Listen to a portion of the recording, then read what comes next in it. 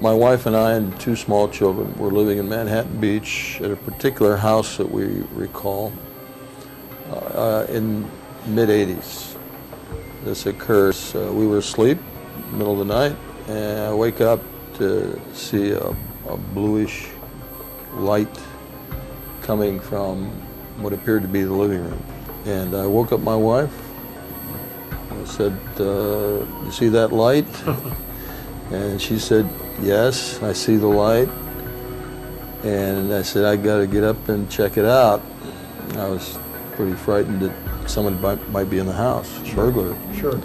I had two small kids. So I start to get up, and all of a sudden I'm paralyzed. I cannot move my limbs. And I struggled. I really struggled and struggled because I was frightened because we had two small kids in the house, and my wife. I turned to her and asked for help. Couldn't move. And I was surprised to see that she was unconscious. Wow. I recall next seeing a figure in the doorway. Appeared to be a hooded figure. I could not describe the face at this point. I mean, I don't recall seeing specific features of the face. But then I'm aware that there's others in the room now. Next thing I remember is kind of floating off the bed and moving towards one of the windows we have in the bedroom. And seeing my wife lying there. I can actually see her lying in bed, unconscious. I approached the window thinking they, and I remember having this thought, they don't know how to open the window. The window's locked. I remember locking it the night before with a latch and thinking they don't know how to open the window. All of a sudden, I'm upright, going right through the window. I know this sounds very strange. It is very strange, but that's how I recall. As Dr. Jacob says, everyone goes through the window. I say, well, does the window in some way open by itself?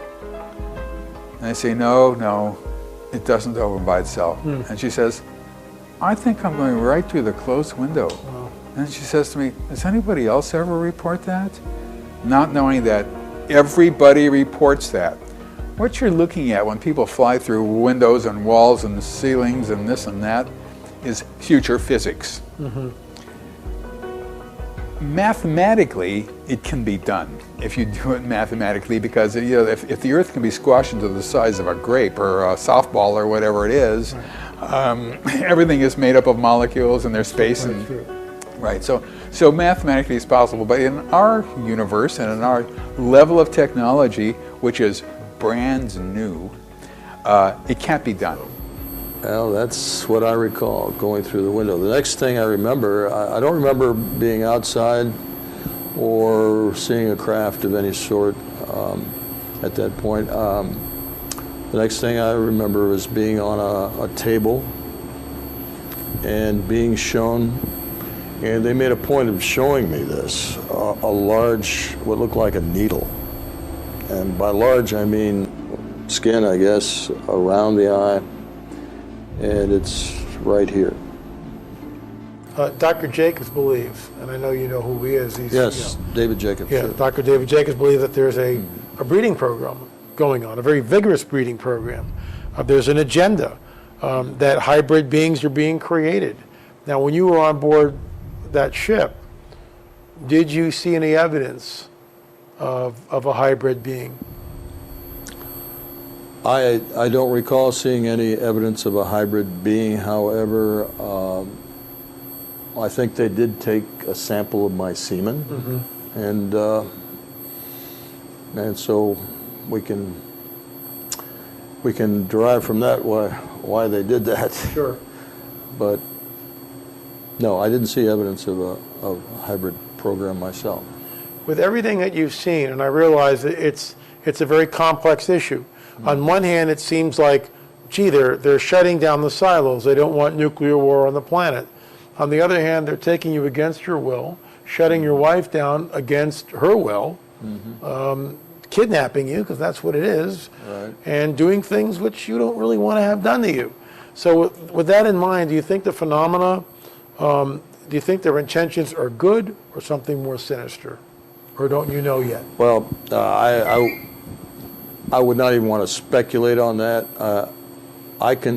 I can rationalize the idea that if they want us to get rid of our nuclear weapons, that's a good thing. That's a good thing, for sure. civilization, Yeah, it for makes sense. humanity. Fukushima, right. Exactly.